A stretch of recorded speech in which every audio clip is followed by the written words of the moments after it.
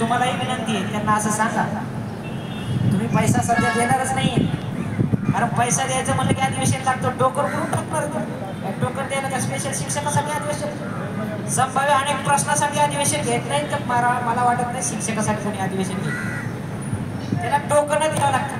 Token डिसेंबरच्या अधिवेशनात सरकार कोणाचं आहे मला माहित नाही, तर तुम्हाला नाही कोणालाच माहित नाही, कारण मतदान करून घेणारे हे मैदानावर बसलेले शिक्षकच आहेत. याच्यातच एक नंबर आहे, याच्यातच 2 नंबर आहे, याच्यातच 3 नंबर आणि सैलावर आमच्या भगिनी असतातच एका साईड. आम्हाला सगळं कळतं आणि एक शिक्षक काय करू शकतो ना हे मी माझ्या गावात पण अनुभवलेलं आहे. जिल्हा परिषदच्या शिक्षकांना असं ग्रामपंचायत उलटी पालटी करून टाकतात. आता जे शिक्षक बोलले का काही त्यांचे मिसेस उपसरपंच आहेत. आता जे भांडून गेले तुम्हाला लक्षात घ्या. आमच्यातले अनेक शिक्षक असे आहेत की त्यांचे ग्रामपंचायत राजकारणाशी सुद्धा चांगले संबंध आहेत, काही पण करू शकतात. धमकीवाजा बोलायचं नाहीये, विषय एक आहे फक्त न्याय मिळाला पाहिजे. आणि आम्हाला खात्री एक आहे, माननीय मुख्यमंत्री महोदयाने एका झटक्यात 1160 कोटी रुपये दिले. 6 फेब्रुवारीला तो खात्यात पगारही आला, शंका नाही. मग एक प्रशासकीय अधिकारी थेट असा बोलतो आता तर टप्पा दिला, लगेच कसा टप्पा द्यायचा? अरे ही हिंमत होते कशी आपल्या सरकारमध्ये बोलण्याची? हे काय नोकराची अशी हिंमत का होते? आणि आजच्या 9 तारखेला आज 9 वाजता झालेल्या बैठकीत फाईलमध्ये काही काळ भेर झालं तर मग काय करायचं?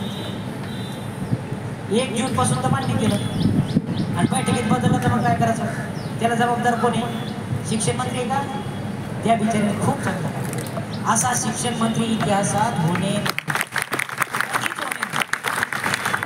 इतकी. बरं ठीक आहे, एक व्यक्ती माझ्यासारखा सुद्धा व्यक्ती तुम्हाला सांगतो हातभर केव्हा होतो, इतकं ताकदीनं आपण लढतोय तरी सुद्धा लोकांना जाणीव नाही. लोक मैदानात आज खरं असायला हवी होती, भूमिका घ्यायचं ठरलेलं होतं, पण इतक्या याच्यात नाही होत. भूमिका कशी घ्यावं लागते हे आपल्याला माहिती आहे. वर्षावर भांडवली होत असतात आणि ती करणार आहे म्हणून घरी बसलेले विनंती आहे. आणि तसेच तुम्ही सुद्धा प्रशासकीय बैठक होणार आहे 9 वाजता, त्यांना सांगा अधिकाऱ्याचं मत विचारात न घेता जे बसले त्यांना देऊन टाका, मोकळे व्हा. तुम्ही फक्त नाहीतरी कागद देणार आहे का? बिना पैशाचा तमाशा आहे की नाही? त्याच्यासाठी एवढी कळकळ राहा. पैसे वाचत नाही ते देणार कधी सरकार आलं, कोणतं येणार माहिती का?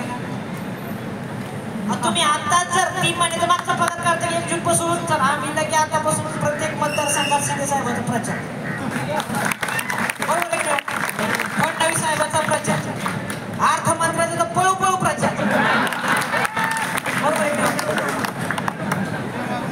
म्हणजे सांगायचं तर हसे मजाक नाही. ताई बसा, तुम्ही बसा. नंतर मोठा अडचण अशी आहे, तुम्हाला बोलण्याचा इतिहास आमचा खरंच वाईट नाही आहे, तुम्ही भावना पोहोच करा. सांगायचं तात्पर्य की आता जवळ आलेलं आहे आणि उद्या याच्यातला कुठलाही एखाद्या शिक्षकाने जर मुख्यमंत्र्याच्या घरासमोर, शिक्षण मंत्र्याच्या घरासमोर जर आत्महत्या केली आणि करण्याच्या मानसिकतेमध्ये 2-3 शिक्षक आहेत, त्यांना कालपासून आम्ही सांभाळतो. लक्षात घ्या, गांभीर्य लक्षात घ्या. या गोष्टीचं गांभीर्य लक्षात घेत नसेल सरकार तर ती गोष्ट मात्र खेळचं नाही. 9 तारखेला काय होईल ते होईल बैठकीत 9 वाजता, परंतु येणाऱ्या मंत्रिमंडळाच्या बैठकीत ताकदीनं निर्णय घेणं गरजेचं आहे. तेव्हा कुठंतरी येणाऱ्या मंत्रिमंडळाच्या बैठकीत अप्रूव्हल मिळेल आणि तिथून पुढे 2 दिवसात शासन निर्णय घेईल. नाही तर मला असं वाटतं खूप भयंकर ती गोष्ट आहे. कुणी जीवाशी खेळू नकाच, परंतु ज्यावेळेस आम्हालाही वाटतं 46 दिवस इथं बसून जर याद येत असेल, आमच्यासारखा बी कदाचित निर्णय घेऊ शकतो ना. आपण न्याय द्यायला कुठंतरी कमी पडलं ही खंत आमच्या मनात यायला लागली आता. त्याच्यामुळे कुठलीही गोष्ट होऊ शकते. कुठलाही बांधव इथून गेल्यावर कुठंही जाऊ शकते. त्याला वाटलं रामटेकला चहा घ्यायला जायचं, चहा घ्यायला जाऊ शकतो. त्याला वाटलं देवगिरी किल्ला पाहायला जायचं, जाऊ शकतो. त्याला वाटलं लय पाऊस पडला वर्षावर, पाऊस पाहायला जाऊ शकतो. बरोबर का नाही? पण जाऊ शकतो. पण कधी जायचं हे ठरवून होईल, कधी जायचं हे ठरणार आहे. मला असं वाटतं ती वेळ येऊ देऊ नका. विनंती आहे तुम्ही साहेबांना सांगा आणि घरी बसलेल्या बाळांना विनंती आहे, आपलं मैदानात आपल्याला न्याय देणार आहे. नाही तर पुढच्या आठवड्यात कुणीही येण्याची गरज नाहीये, कारण त्यावेळेस अंधार पडलेला असेल. म्हणून अंधार पडलेला नसावा जाणवत असेल तर आता मैदानात या. अंधार फार झाला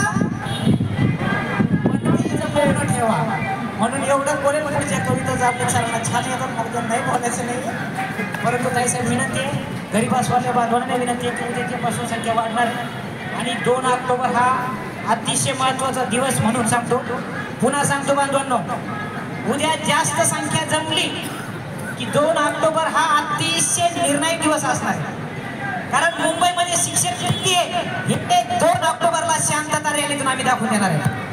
2 ऑक्टोबरला आझाद मैदान ते महात्मा गांधीच्या पुतळ्याला अभिवादन करण्यासाठी ही लोक जाणार आहे. एकही वाहन आम्ही हलू देणार नाही. म्हणून गरीब असलेल्या बांधवांना विनंती, 2 तारखेला सुट्टी आहे.